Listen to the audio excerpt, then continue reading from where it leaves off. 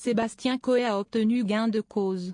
Alors qu'il demandait à ce que la justice revienne sur sa décision de l'interdire de reprendre sa carrière d'animateur radio, la Chambre de l'instruction de la Cour d'appel de Paris a validé sa requête. L'affaire fait grand bruit depuis novembre 2023 et une première plainte déposée par une jeune femme mineure au moment des faits. Elle accuse Sébastien Coé de lui avoir imposé des fellations sous la contrainte à 2 reprises. Cette première plainte a été suivie de 4 autres.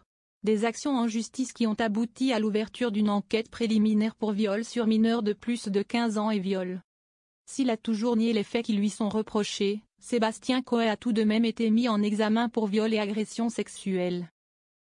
La Chambre de l'instruction de la Cour d'appel de Paris avait même demandé à ce que l'animateur soit interdit de reprendre le chemin des studios pour exercer sa profession.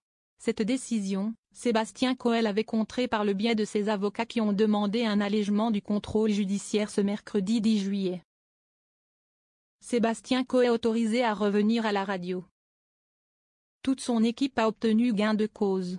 Comme le dévoile le Parisien ce vendredi 12 juillet, la justice a accepté d'alléger partiellement le contrôle judiciaire de l'ancienne star de Énergie, qui lui interdisait d'être animateur radio selon les propos de l'avocate de la star, Jade Doucelin. Si est une première victoire dans ce dossier. Elle est importante.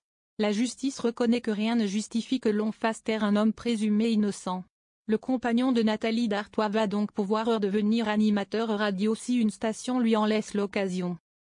La défense de Sébastien Coé avait mis en avant une incohérence. La justice lui réclamait une caution de 100 000 € alors même que son contrôle judiciaire lui interdit de travailler à la radio et donc de toucher un salaire. Son avocate avait précisé, « Nous attendons de la Chambre de l'instruction qu'elle révise ce contrôle judiciaire hautement disproportionné et confiscatoire, son droit d'exercer son métier lui est totalement refusé. » S'il pourra donc bien reprendre son travail d'animateur, Sébastien Coé devra néanmoins respecter une règle, celle de n'avoir aucun public.